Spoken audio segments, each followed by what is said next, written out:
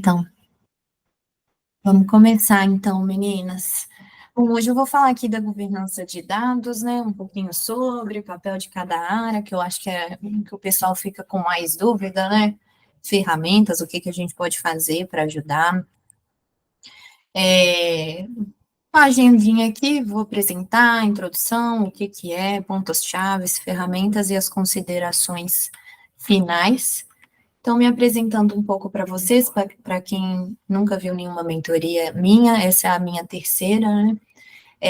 Eu sou de Santa Bárbara, em Minas Gerais, uma cidade pequenininha, tenho 30 anos, sou engenheira química de formação, na verdade, então não sou da área aí de dados, né, de formação.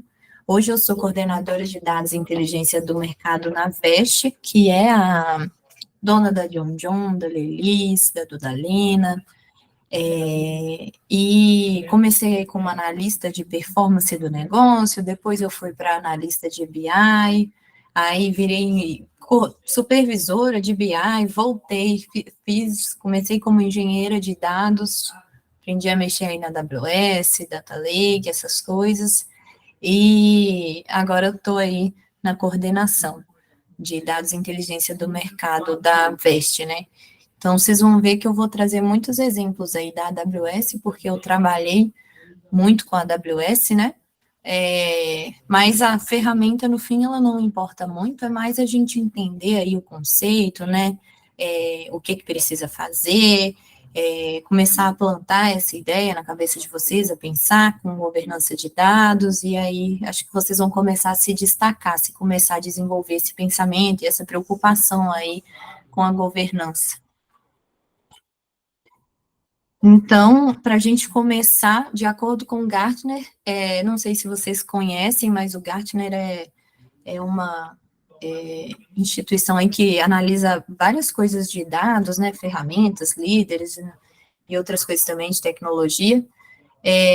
Até 2025, 80% das organizações que buscam expandir os negócios digitais irão falhar porque não adotam uma abordagem moderna para governança de dados e análises. Eu achei esse número muito, muito alto, né? E muito preocupante também. Por isso que eu estou falando aqui um pouco mais de governança de dados, para a gente começar a entender o que é isso, né? E começar a praticar. Então, hoje, o que que acontece historicamente, né? A governança, ela é empregada para bloquear os dados em silos. Claro, para tentar evitar o vazamento ou o uso indevido de dados. Só que aí, qual que é a consequência disso? A gente coloca barreiras e dificuldades para as pessoas acessarem os dados.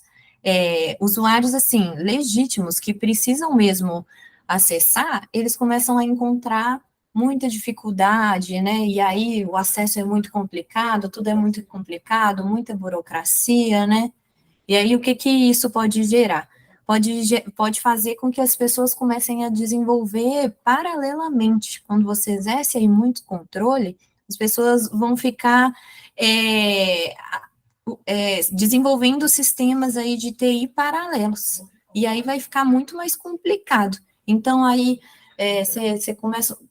você coloca uma dificuldade aí para o pessoal de marketing acessar seus dados, aí o pessoal de marketing vai começar eles mesmos a integrarem e desenvolverem do jeito deles, então vai começar a fazer vários silos assim, né, cada um falando um número, e isso vai ficando mais complicado. E aí, o desafio é justamente a gente encontrar o equilíbrio entre acesso e controle. A gente não pode também liberar tudo, qualquer coisa, mas também a gente não pode controlar tudo, né? E dificultar tudo. Então, o que que é governança de dados, né? A governança de dados ela é um conjunto de prática e de política, procedimento e norma para garantir qualidade, disponibilidade, integridade e a segurança dos dados. Então, a gente fala muito, eu escuto muito falar que governança de dados é ali só a parte de segurança, né, só a parte de acesso, mas não, governança de dados é tudo que envolve aí os aspectos de dados para garantir que eles tenham qualidade, disponibilidade, integridade e segurança. É um aspecto aí crucial para a gente garantir que eles sejam gerenciados de maneira eficaz para atender os objetivos estratégicos da empresa. Então, a gente pode ver aqui pela imagem, nove pilares em volta aqui da governança de dados, né? E a governança no meio, ela envolve todos os processos de dados. Então, desde a arquitetura, o desenvolvimento, os bancos de dados para que a gente vai armazenar, a segurança, que é apenas um pilar da governança de dados, né? Os dados mestres e referências, aí a Data Warehouse e o Business Intelligence, que é a parte que acredito que às vezes a maioria daqui tem mais acesso, né, pessoal analista de dados, então esse também é apenas um pedaço aí da governança que a gente precisa gerenciar com governança, a documentação, né, os metadados são super importantes, e a qualidade dos dados. Eu vou desenvolver ao longo aqui da apresentação esses pontos, né? E aí, então, vamos falar desses pontos, esses pontos chaves aí para governança de dados. Então, primeiro ponto, qualidade dos dados, né? Envolve aí garantir que eles sejam precisos, consistentes, completos e relevantes. Para a gente tomar a decisão precisa e confiável, né? Então, o que a gente pode fazer aí em relação à governança para a gente ter qualidade nos dados, né?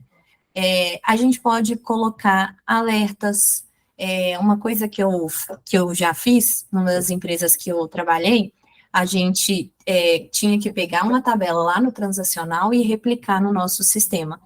Só que muitas vezes a gente replicava e vinha zerado, então aí não atualizava nada. E a gente perdia ainda as atualizações dos dias anteriores.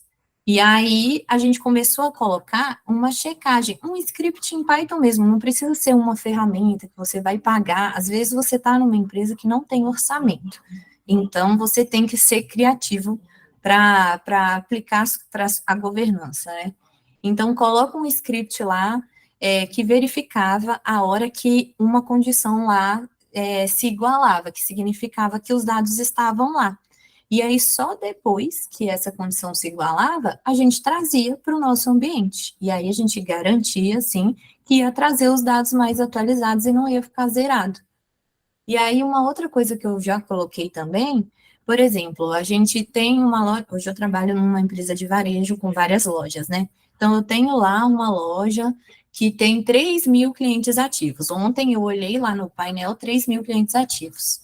Aí, hoje, eu olhei de novo 1.000 clientes ativos. Não faz muito sentido, a gente não perde 2.000 clientes em um dia, normalmente. Então, alguma coisa aconteceu de madrugada, alguma coisa deu errado, alguma coisa não replicou. Então, a gente pode colocar também uma verificação. Depois que atualizou, coloca um script lá, fazendo uma query e vendo se faz sentido aquele número. Aí você pode buscar a quantidade que tinha ontem e a quantidade que tinha hoje. E colocar lá, ó, se variar para mais ou para menos 10%, alguma coisa está estranha. Manda um alerta no Teams para mim. Eu gosto sempre de colocar os alertas no Teams, assim. Então, manda um alerta no Teams. E esse número de 10% arbitrário que eu coloquei aqui, a gente vê o que faz sentido para cada negócio, né? Então, é uma coisa que pode fazer. Então, assim, alguém aí, se alguém tiver passado por isso e fez alguma coisa aí com relação para melhorar a qualidade aí dos dados, compartilha aí com a gente no chat, podem ir compartilhando suas experiências aí, que a Das vai me interromper e vai falando, tá, gente? Para não ficar maçante aqui essa apresentação, só eu falando um monte de coisa, um assunto extenso, né? Então, vão compartilhando aí o que vocês já presenciaram, né? O que faz na empresa de vocês para ter governança, qual ferramenta que vocês usam. Então, esse é um exemplo, né, do que a gente pode fazer para ter qualidade. E, assim, imprescindível a qualidade. As pessoas não podem entrar lá e tomar decisão baseada naquele número que eu mostrei lá de 1.000 clientes ativos, que é totalmente errado. Então, a gente tem que garantir a qualidade ali dos dados, né? Tratar os nulos, todo esse tipo de coisa, né? Que envolve ali a qualidade. Segurança dos dados, então, que é um dos pilares só, e a maioria das pessoas foca muito nisso aqui, né? Mas ele é um dos pilares só. Então, a gente ter prática, política para proteger os dados contra acesso não autorizado, perda ou alteração indevida, né? Então, às vezes, tem uma deleção de linha ali na tabela que não era para deletar, então a gente tem que controlar o acesso ali. A pessoa que ela é só para fazer um select, só para consultar, você dá o acesso só para isso, né? Ou então, também, questão de LGPD, né, que aparece muito. Então, tem gente que não pode ver o CPF, não pode ver dados sensíveis, mas a pessoa precisa consultar a tabela. É legítima, sim, a necessidade dela de precisar fazer uma consulta na query. Então, o que você faz? Você usa algumas ferramentas para controlar esse acesso. Então, por exemplo, na AWS tem uma ferramenta que chama Lake Formation, e você consegue dar acesso até da coluna que ela pode ver. Então, a pessoa pode acessar a tabela de vendas, mas você proíbe ali, tira o acesso da coluna de CPF, da coluna dos dados sensíveis, por exemplo, né? Então, a gente pode fazer isso. Ou então, você pode colocar, já no tratamento ali, o pessoal de engenharia pode colocar já em hash, na tabela, que aí não tem perigo. A pessoa pode acessar a tabela inteira e o CPF está em hash ali. E você não coloca informações sensíveis. As informações sensíveis você concentra em outra tabela. E aí só pessoas que podem terão acesso a essa outra tabela. No Power BI também a gente consegue fazer essa segurança, né? A gente tem, eu não sei se vocês sabem, uma segurança de nível de linha no Power BI. Então, você consegue colocar, por exemplo, vou sempre citar exemplo aqui dos negócios que eu já trabalhei, tá bom, pessoal? Então, trabalho numa empresa hoje com várias lojas. Aí a gente tem os gerentes das lojas e eles precisam acessar o painel no Power BI para ver como que estão os números das lojas. É legítimo isso, eu não posso controlar. Mas o que eu posso fazer? A gente coloca uma segurança de nível de linha no Power BI e o Power BI, ele capta o usuário que está logando ali, né? E você fala assim, ó, esse usuário só pode acessar essa loja. Então, instantaneamente, na hora que ele entrar, já vai filtrar a loja dele e ele só vai ver o número da loja. E você não vai precisar fazer 500 painéis, um painel específico para cada loja.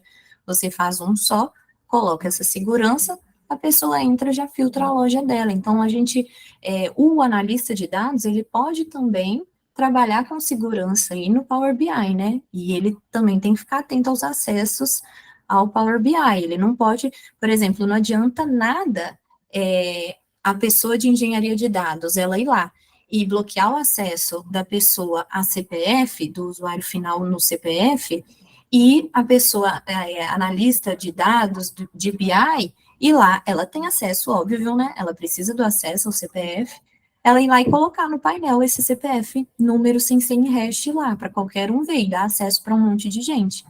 Então, tem que ser uma coisa, assim, que todo mundo tem que pensar e estar ciente, né? E aí vocês podem colocar, por exemplo, uma coisa que eu faço, eu crio uma tabela de acesso, né, só com e-mail e quem que pode acessar, dados sensíveis. E aí lá no Power BI eu crio um campo calculado que eu falo, se capta aqui o usuário, né, da pessoa que está logando, se esse usuário for igual a esse aqui, você faz um join com as tabelas, ele pode ver o CPF número.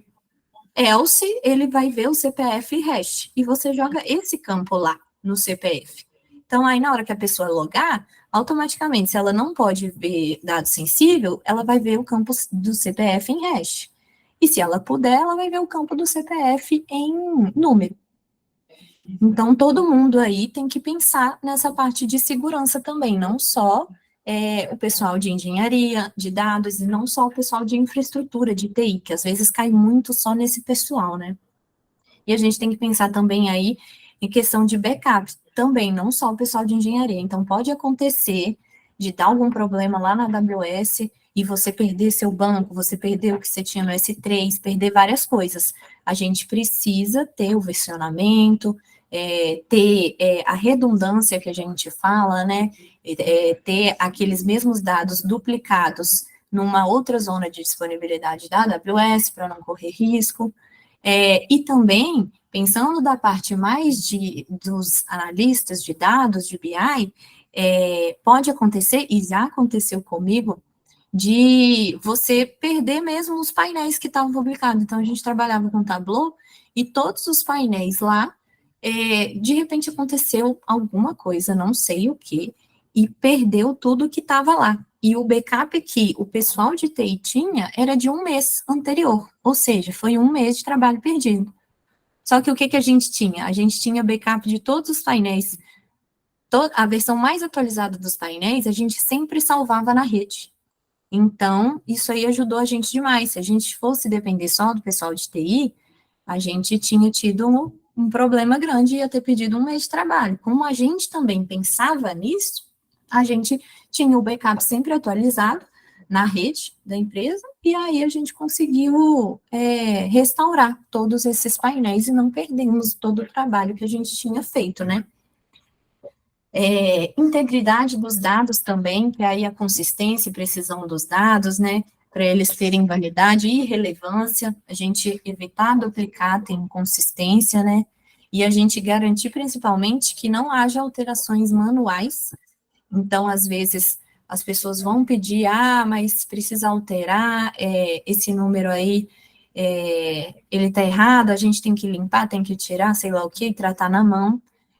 A gente a gente tem que saber muito bem, entender o que é válido da gente fazer as alterações e o que não é. Então, pode acontecer, por exemplo, lançou uma venda, e aí lançou a nota fiscal com um CFOP errado. E aí precisa de dar baixa nessa nota fiscal e lançar de novo com o CFOP certo. É uma manobra financeira. Só que vai gerar uma linha como se fosse uma nova venda na sua tabela. E é errado, não é uma nova venda, foi só uma manobra fiscal ali para emitir a nota com o valor certo. Então, nesse caso, a gente vai ter que entrar lá e excluir esse ticket, né, que eles lançaram só para corrigir o CFOP.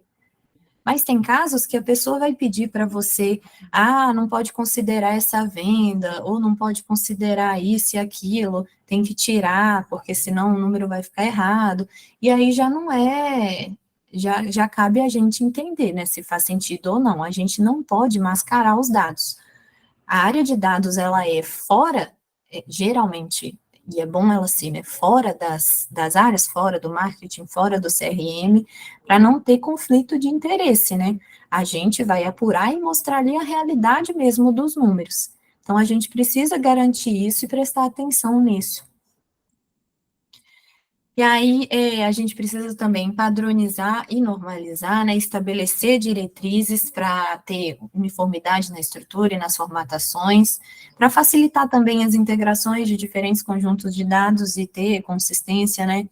Então, ajuda se a gente tiver sempre tudo num mesmo formato. Então, a gente tem 20, 50 tabelas, mas você sabe que a tabela que tem CPF, o CPF vai estar no formato certo, a gente sabe que CPF aí vai estar com 11 dígitos, vai estar em texto, porque o CPF ele precisa estar em texto, né?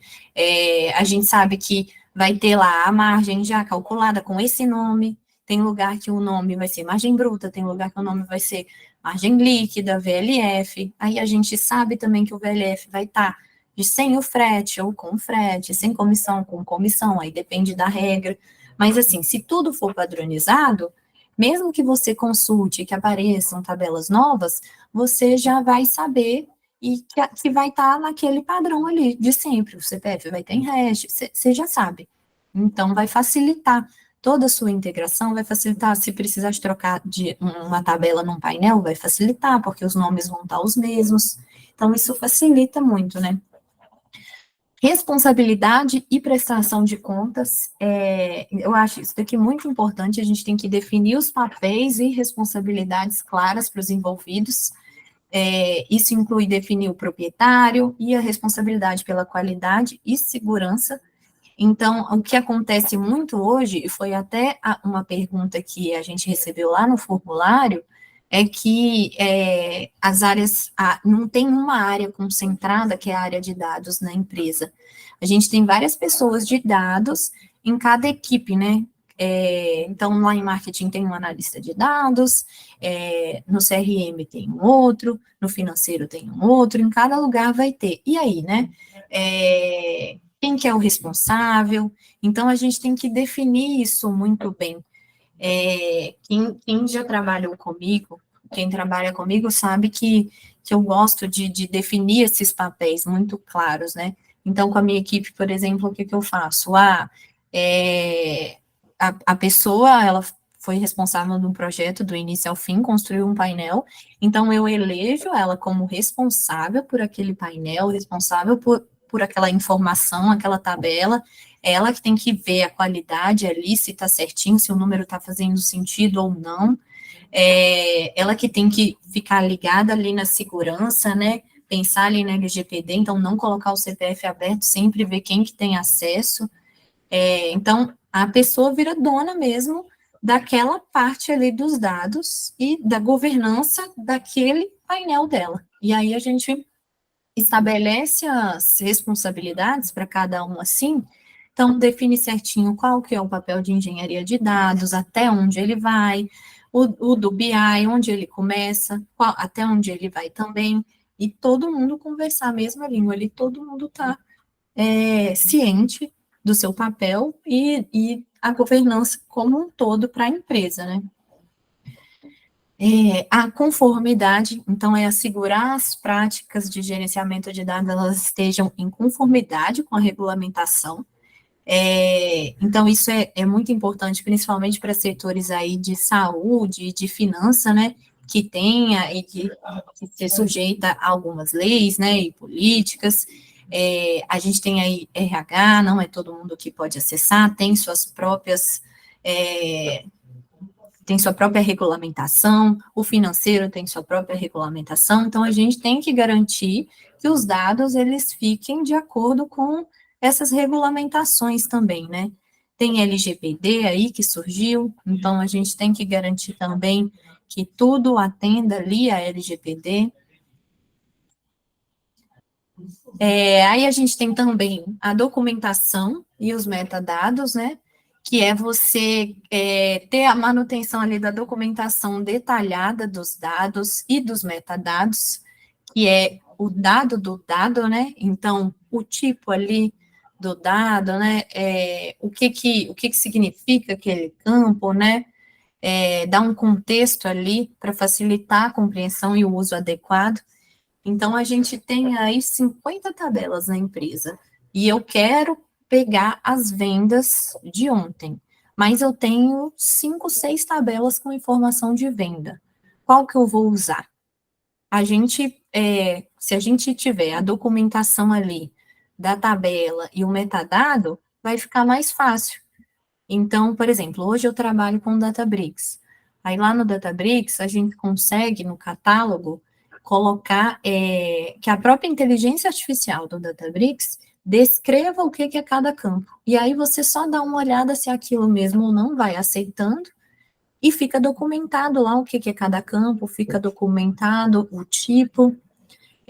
Aí você consegue colocar a descrição daquela tabela, então vai facilitar até na hora da pessoa pesquisar, ela vai lá e pesquisa, sei lá, tabela de vendas. E aí, se a tabela que for para olhar a venda correta, ela tiver com essa descrição certinho, já vai levar ela para essa tabela, ela vai conseguir consultar a informação que ela precisa com mais facilidade. E a gente vai garantir que ela vai pegar a informação certa, né? E, para mim, esse é o mais difícil, porque a gente tem que entregar, né? A gente tem essa cultura de que tem que entregar, entregar, entregar. Então, você recebe um projeto, você precisa entregar em 2 semanas, aí você acaba, aí você vai documentar, só que aparece outro, aí você deixa para lá para documentar e vai começar o outro projeto. Então, a gente tende a deixar isso para depois, e esse depois nunca chega, e a gente não consegue nunca. documentar. E é muito importante. Contar para vocês uma situação que está acontecendo agora comigo, a gente tem uma tabela principal lá de venda, cheia de regra, com muita regra, assim, o código extenso com muita regra do negócio, e aí as duas pessoas responsáveis por criar e fazer a manutenção dessa tabela já saíram da empresa, a gente trocou o sistema de venda, e-commerce, e aí as vendas não estão aparecendo nessa tabela, e eu tô lá, igual doida, tentando entender as regras, o porquê das regras, eu descobri qual era a regra que estava fazendo a venda não ir, e eu não sei, a gente não tem histórico, a gente não tem documentado aonde que está, por que que tem aquela regra, né? E aí, o seu trabalho, ele fica muito mais demorado, né? Porque você tem que entender tudo de novo, talvez você vai ter que refazer. Então, por isso que é importante a gente tentar documentar, pelo menos, né?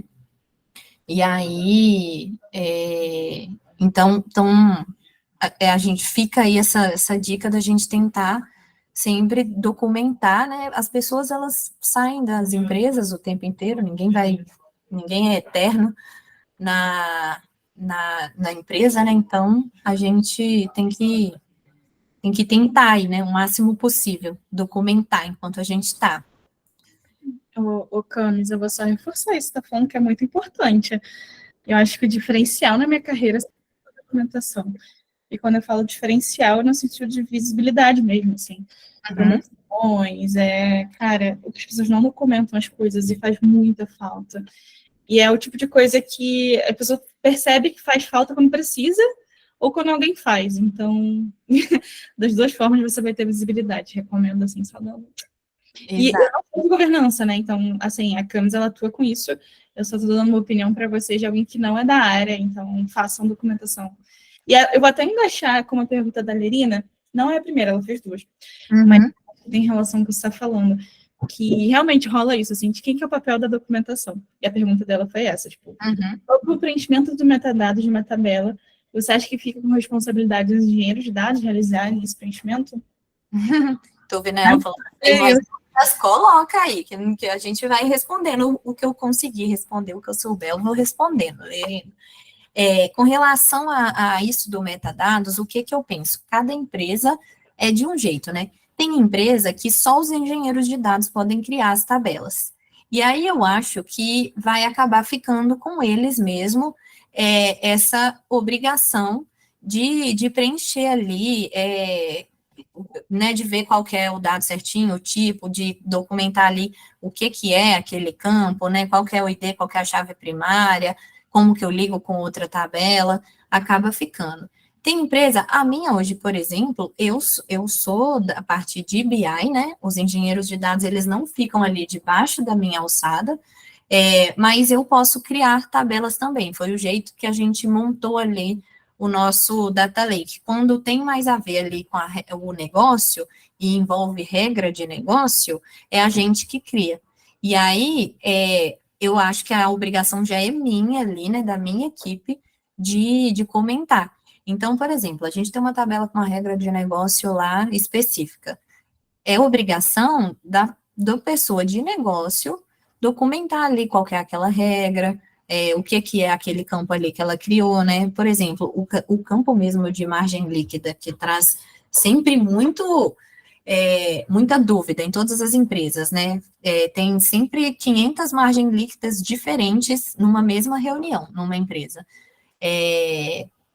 A pessoa que criar a tabela ali de negócio e colocar já o campo calculado certinho, margem líquida, ela já escreve ali na descrição daquele campo, ó, margem líquida, eu desconto o frete, eu desconto o custo, eu desconto qualquer coisa aí que tiver que descontar, comissão, e é esse final que é a margem líquida. Então, essa margem líquida que eu estou considerando o frete, gente. Então, assim, a pessoa que tem a responsabilidade ali de construir a tabela,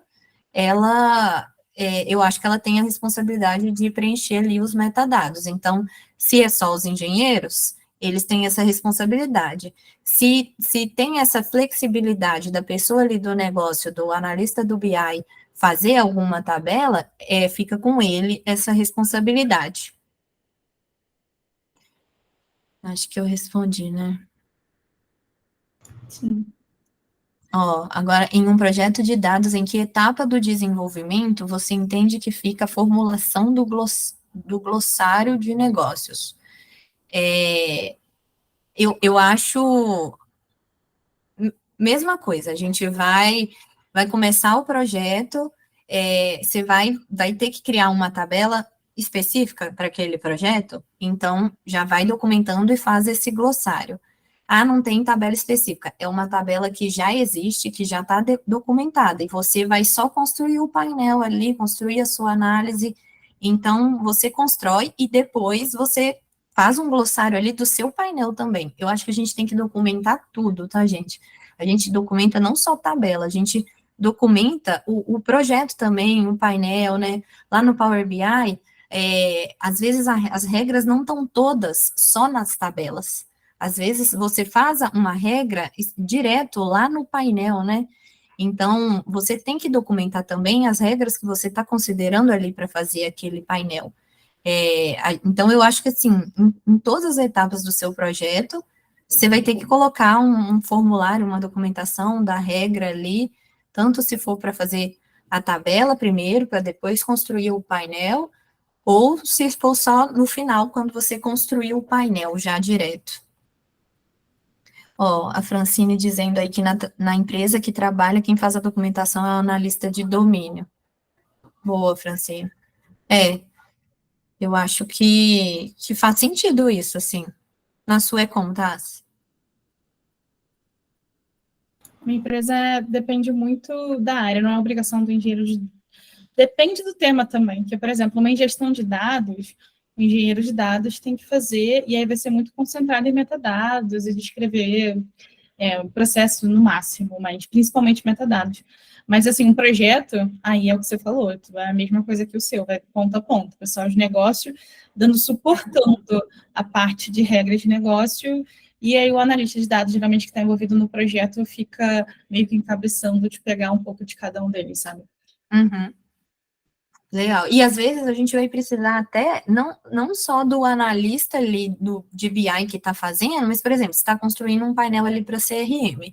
Você vai precisar da ajuda do pessoal de CRM para construir as regras e entender. E aí você vai ter que validar com eles essas regras, vai ter que documentar ali, né? Então vai ter uma coisa conjunta, assim, até com outra área, pode ser que precise, né?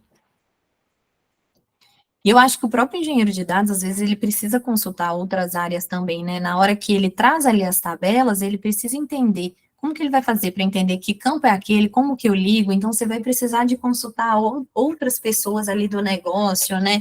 Igual no meu caso, que a gente tem as lojas lá. Então, quem usa o sistema de vendas, a gente precisa consultar eles muito para entender, como que eles passam tal venda, o funcionário tem desconto, como que passa a venda do funcionário com desconto? Para a gente construir a regra aqui, para o engenheiro construir a regra aqui do nosso lado também, né? Porque quando a gente busca lá no transacional, tá tudo muito cru, né? Me fugiu a palavra, gente. Aquela modelagem que é sem normalização nenhuma, né? A gente tem uma tabela disso, uma tabela daquilo, cada tabela separada, na hora de trazer cá para a gente usar, a gente precisa fazer um monte de join. Como é que a gente sabe como que faz esse monte de join? Então, é sempre bom aí a gente também entrar em contato com as outras áreas, né, para entender as regras assim. E aí a gente documenta ali, né, mas o entendimento é com mais pessoas, né. Legal, pessoal. Bom, isso de metadado é muito importante, né? Eu gosto sempre de citar o exemplo, não falei ainda, de CPF, né? Então, a gente tem o CPF aí, que é uma chave primária, mas tem lugares que você vê que o CPF ele está em número na tabela, e tem lugares que ele está em texto. Só que o CPF em número, quando ele começa com zero, o zero à esquerda, né? Ele sai. Se eu tenho 0, 1 e 1, se for número, é a mesma coisa. Se for texto, são coisas diferentes. Então, tá aí um exemplo por que a gente tem que prestar atenção nessa questão de metadados e gerenciar, né? Então, aí você tem Se você tiver mapeado lá todas as suas tabelas que usam CPF e o formato, você consegue ver se tem alguma que está com formato errado e corrigir, e ir gerenciando. E por último aí, a gestão do ciclo de vida dos dados, são processos para a gente criar, modificar, usar, armazenar e arquivar os dados ao longo do seu ciclo de vida na organização, né? O que é isso, por exemplo? Na AWS a gente tem o S3, que é um Object Storage, você consegue colocar lá uma regra de que, sei lá, dados gravados há mais de 5 anos, você pode mover para uma outra zona e arquivar. Dados que ninguém consulta há mais de 2 anos, você pode também mover para uma outra pasta lá e arquivar, e que são pastas com cobranças diferentes e que você acessa pouco para você recuperar, cada uma tem sua regra, né? Eu não vou entrar aqui específico no serviço da AWS, mas a gente consegue fazer isso, né? E isso ajuda a economizar com armazenamento, né? A sua query fica mais leve, se sua tabela não está com tanto dado assim, o seu painel fica mais leve e funciona melhor os filtros, né? Se não tem aquele histórico grande lá. Então, se a sua empresa, ela olha histórico de 2 anos, por que você vai ter dado lá desde 2000, se não tem necessidade? Então, a gente pode ir colocando essa gestão de ciclo de vida aí dos dados, né? E aí, por exemplo, eu criava também um alerta para eu ver quais tabelas atualizaram, né? E aí, eu sempre gravava, você coloca em Python lá um time e grava numa tabela a hora que a tabela acabou de rodar. E aí, eu construía um painel no Power BI, fazia um max da data de atualização, e eu pegava ali, se today, né, menos a data lá, o máximo, for maior do que 1, é porque estava desatualizado. E eu entrava no trabalho e era a primeira coisa que eu via, era esse painel, para eu ver o que estava desatualizado. Então, todo dia, toda tabela que rodava, gravava uma linha lá. E aí, ao longo do tempo, isso ia ficando muito grande.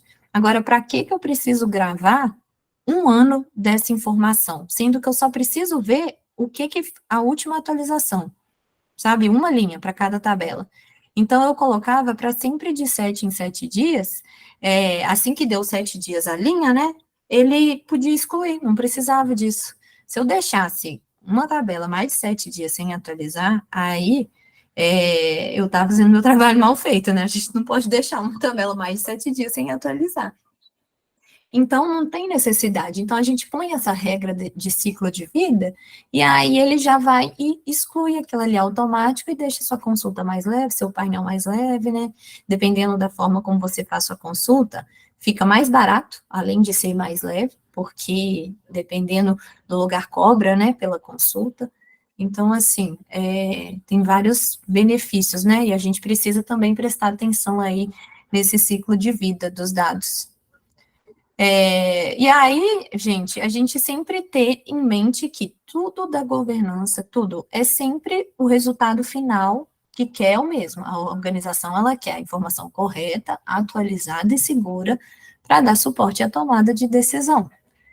Então, a gente, no fim, tudo isso que eu falei de governança, tudo é para isso, para a gente ter informação correta, atualizada e segura para suportar a tomada de decisão.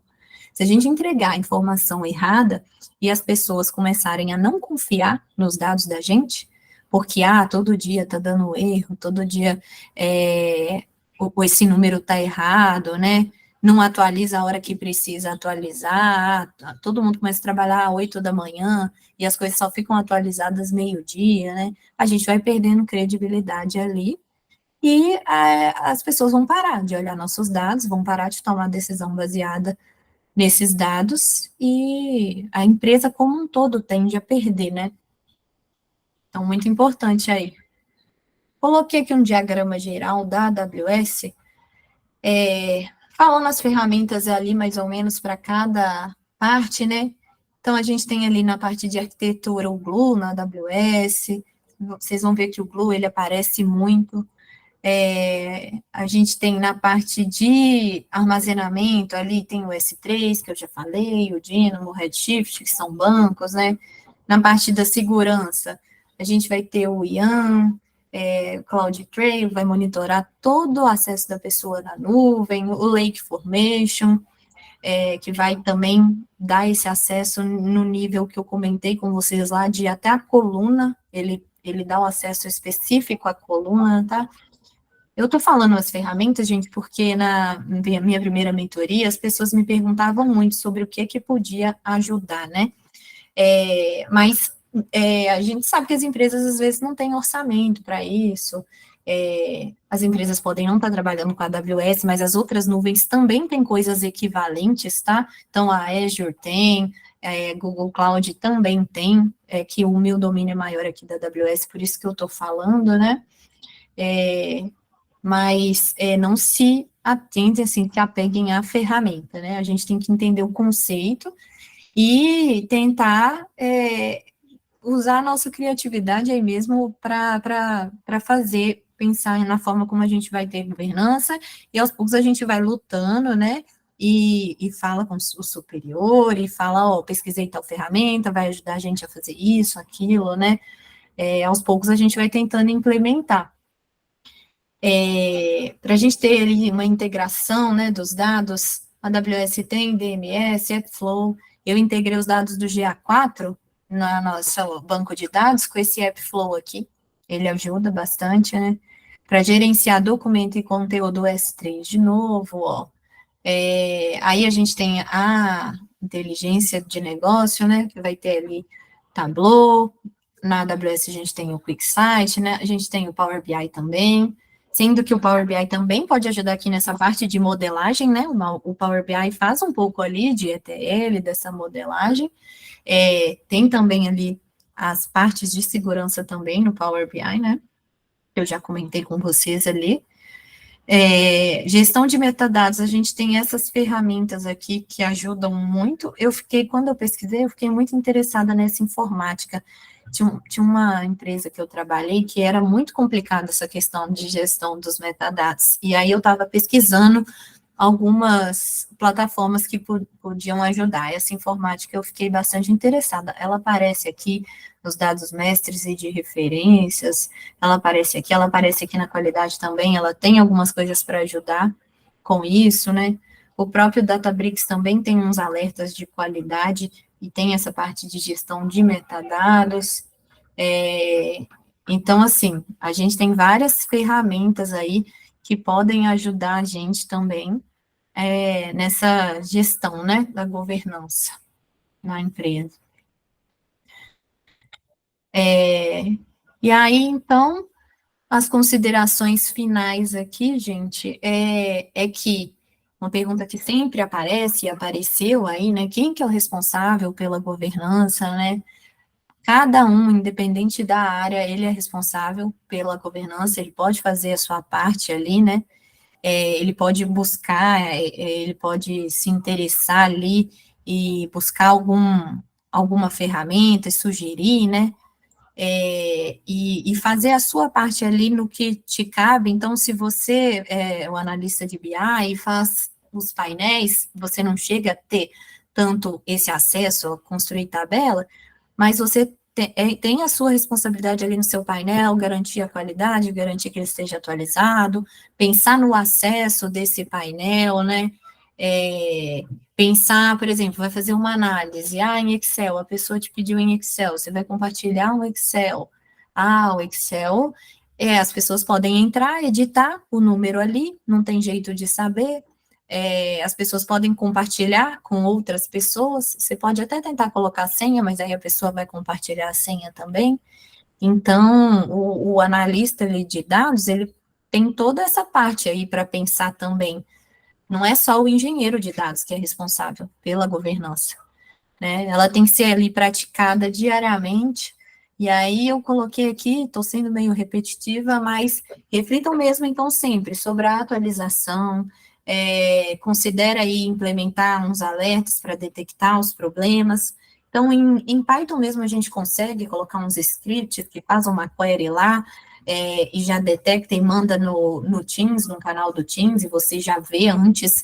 Eu gosto de falar com a minha equipe que a gente precisa ver o erro antes do usuário final, antes do usuário vir me mandar mensagem no Teams e reclamar, que, eu tenho daily 8 horas e o painel não atualizou, eu preciso dos dados.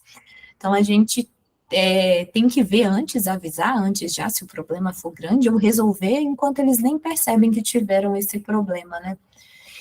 Monitorem todo dia, atentamente. Tentem fazer, na medida do possível, os seus projetos documentando tudo que for relevante. Então, se você é engenheiro de dados, está construindo ali uma integração de uma API, já vai documentando. Se está construindo uma tabela final ali, cheia de regra do negócio, já vai documentando. Se está construindo um painel ali, vai documentando.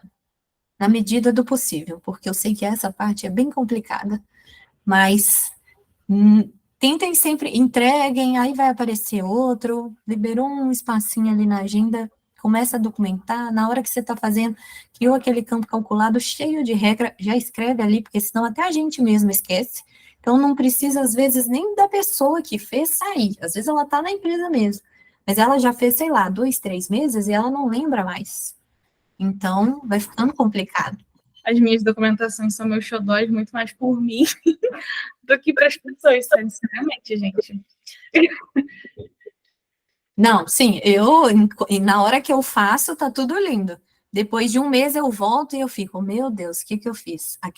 No Power BI, aquelas 500 tabelas ligando vários relacionamentos, uma regra enorme, e eu fico, Jesus, o que eu pensei quando eu fiz isso? Eu não sei.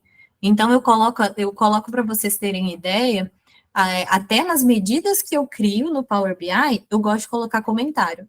Eu estou criando essa medida com essa regra por causa disso, disso e disso. Então, para não esquecer, sabe? E principalmente se outra pessoa for dar manutenção, ela vai bater o olho também e vai ver e entender por que eu tive esse raciocínio. Você entender o raciocínio de outra pessoa é muito difícil. Então, é bom a gente escrever um comentário nas medidas do Power BI também, sabe? E eu sei que tem uma ferramenta, eu esqueci o nome, mas que ela pega todas essas medidas do Power BI e se elas estiverem comentadas, ela organiza assim, o nome da medida e o que é, com base nos comentários. Mas eu esqueci o nome dela. Se eu lembrar, eu mando para vocês depois lá no Discord. Mas existe. Então, é uma boa prática, assim, para a gente documentar e gerenciar. Fiquem atentos aos acessos aí, né? Então, tem que ter essa preocupação de quem que vai acessar, não adianta o engenheiro de dados se preocupar com o acesso lá, se o BI joga o Dash e deixa todo mundo acessar aqui, então, os dois lados têm que ter essa preocupação, o contrário também não pode acontecer, o BI se preocupa aqui com o acesso, não deixa quem é do marketing ver os dados do CRM, mas aí os engenheiros dão acesso a todas as tabelas para todo mundo, então os dois podem acontecer. Isso, aí a implementação eficaz da governança, ela vai contribuir para ter uma gestão eficiente, confiável e promover a confiança nas decisões baseadas em dados, que é o que eu falei, que a gente não pode perder. Então, as pessoas não podem perder a confiança ali nos nossos dados, se a gente começar a pecar em muitos aspectos da governança, né? Vamos ver as perguntinhas aqui que apareceram. Alguma dica para documentação prática? Se a gente mostra um pó para alguém, as pessoas fogem. É complicado. Eu vou pôr até aqui, ó, a pergunta que apareceu no formulário, que é como criar uma documentação de dados básica e quem que é o responsável. Acho que eu já falei isso. Mas documentação prática, sim, um script ali pronto, assim, eu não conheço, eu gosto de usar o Notion ou o OneNote para documentar à medida que eu vou fazendo, aí eu tento construir um template, aí cada empresa, ela vai ter uma aplicabilidade, né, então eu vou construindo esse template de acordo ali com as necessidades daquela empresa, e eu vou deixando cada vez mais esse template robusto. Então, eu coloco ali quem que pediu o projeto, data, quem que fez, né, quem que é o responsável, a data que ele criou, né, quem que vai validar, é sempre importante ter uma pessoa validar, né, quem que aprovou a regra, então, coloquei lá essa regra, considerando que, vamos supor, enviei um e-mail, um SMS para o meu cliente foi lá e fez compra. Como que eu vou considerar que a influência desse e-mail e desse SMS? Se essa compra foi em até 7 dias, se essa compra foi em até 10 dias, se essa compra foi em até 30 dias, quem que vai validar essa regra?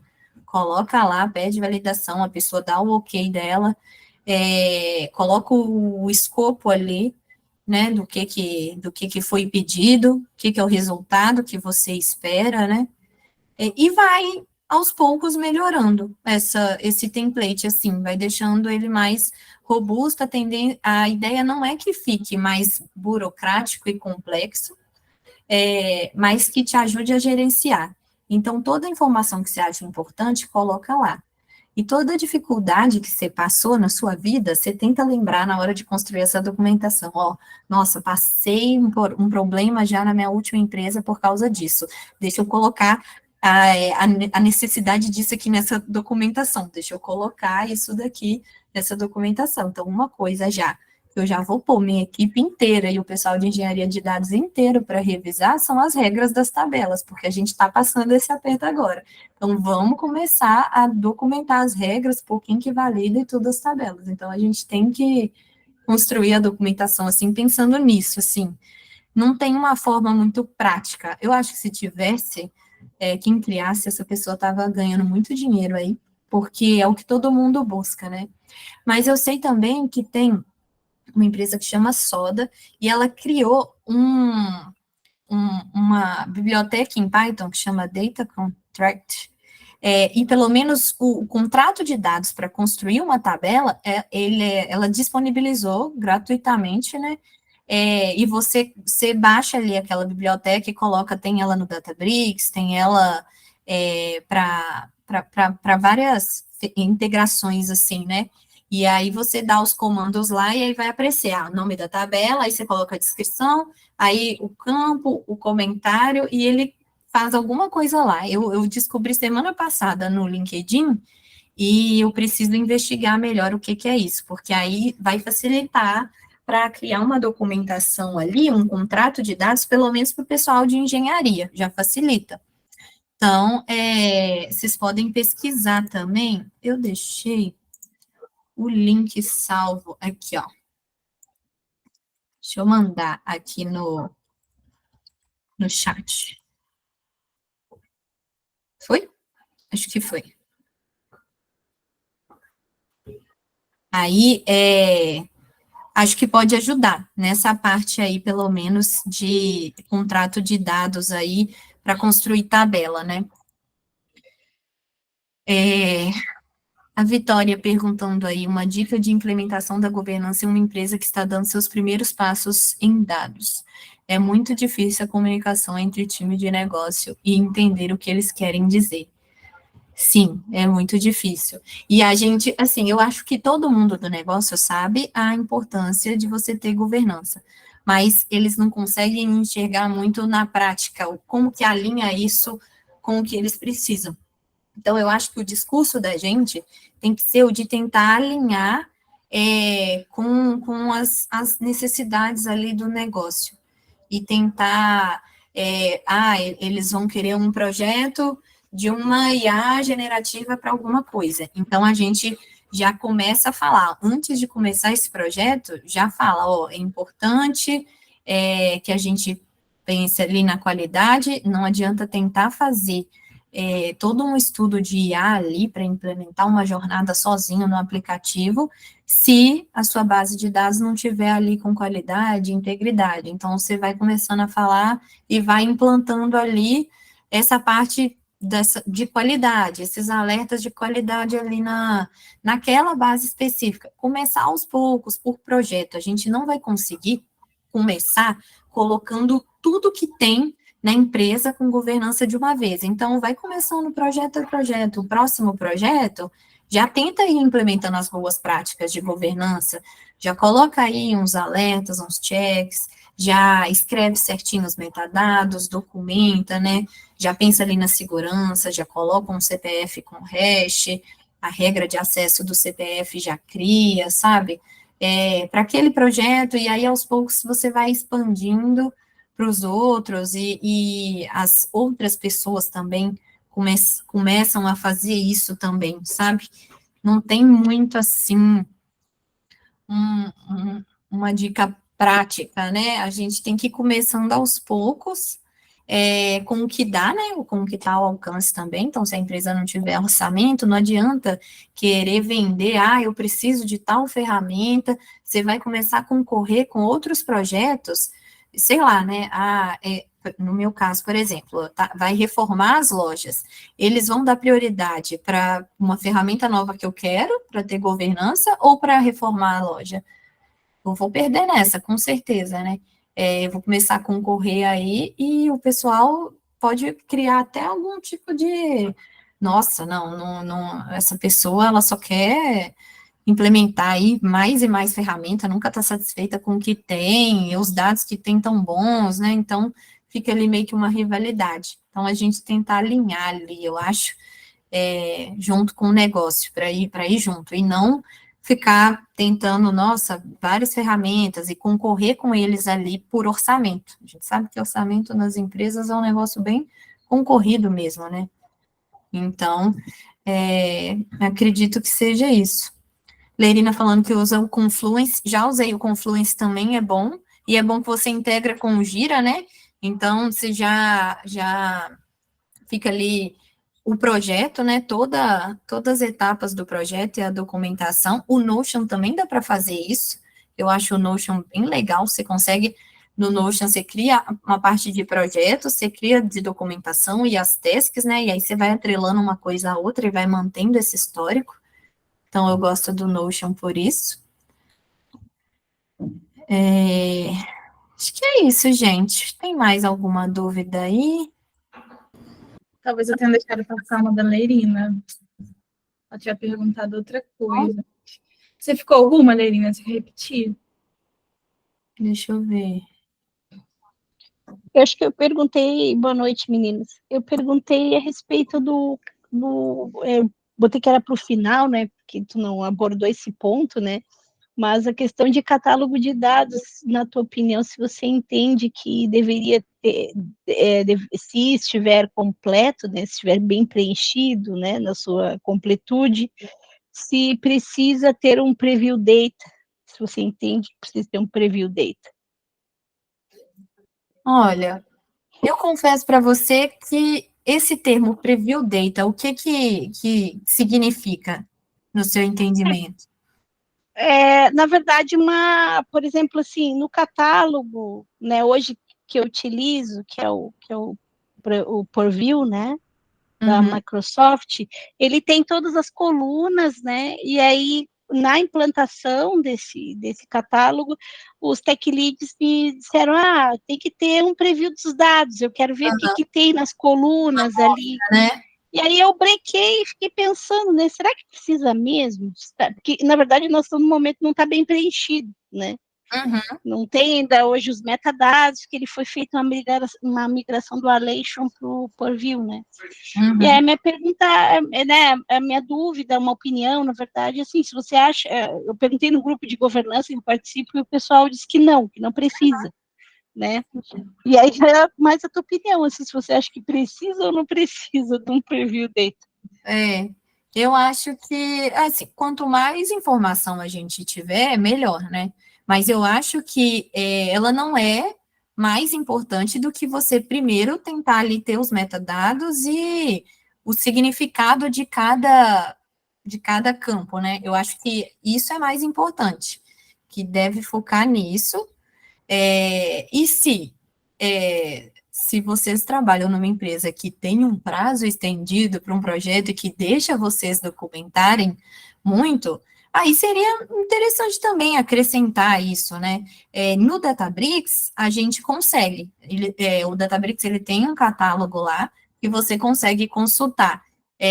quais campos tem, formato, explicação, né, do que é, e aí tem uma parte lá de sample, que você entra e você vê, né, como é que eu falo? O que contém em cada campo, né? E às vezes eu uso isso para tentar entender se é para eu usar essa tabela ou não. Mas eu não acho que é assim, nossa, imprescindível ter isso antes de começar um projeto, sabe?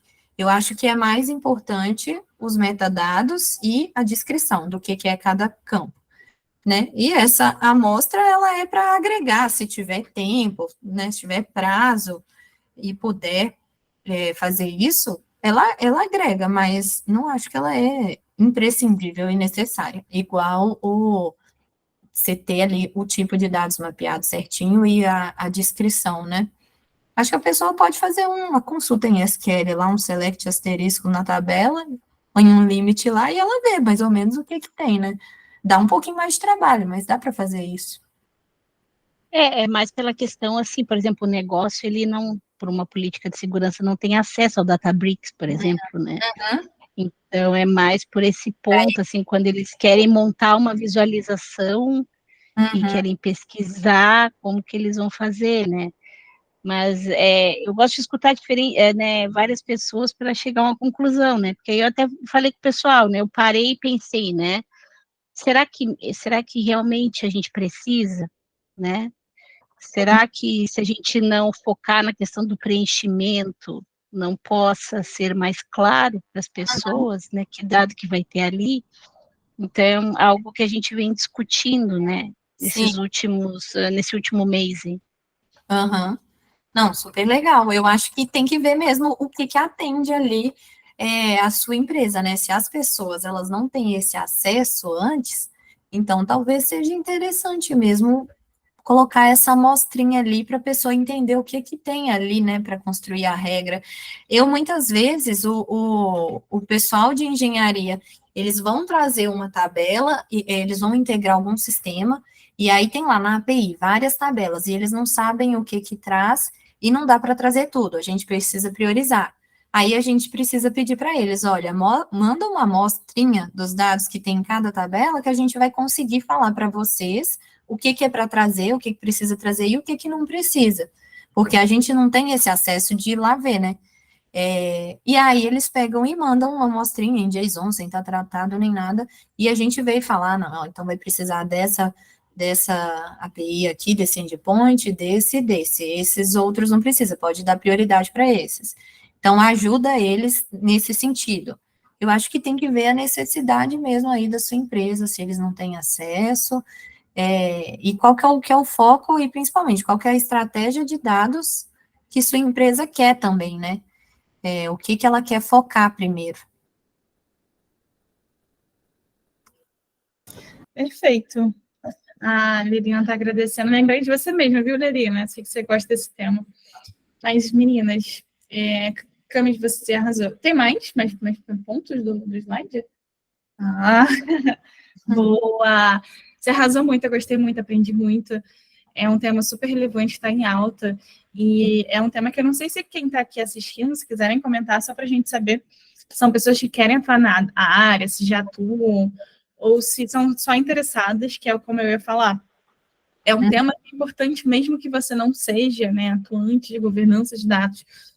Você ter boas práticas é importante, né? É um papel de todo mundo, como você destacou muito bem.